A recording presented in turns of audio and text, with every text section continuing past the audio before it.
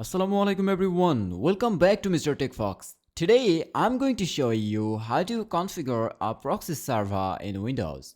Setting up a proxy server can help improve your online privacy and allow you to access content that may be restricted in your region. If you find this tutorial helpful, please consider subscribing for more tech tips and tutorials. Let's get into it. First, click on the Start menu and open Settings. Once you are in the Settings window, select Network and Internet. And then click on Proxy.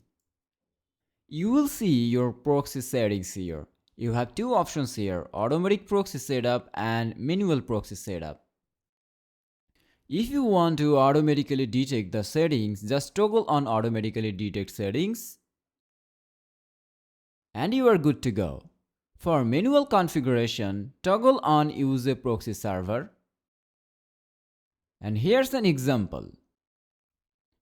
Normally you have to enter the address here and a port here. So I'm giving an example address here.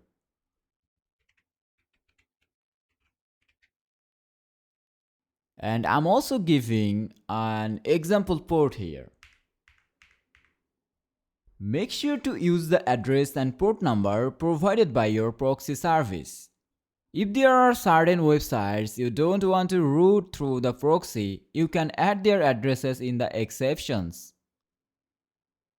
So I'm giving an example here.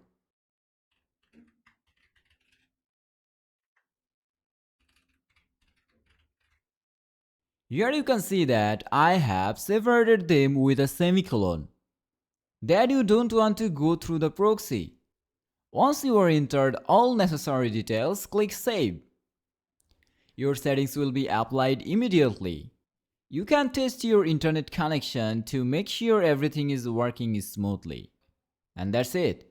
Configuring a proxy server can enhance your privacy and help you access restricted content.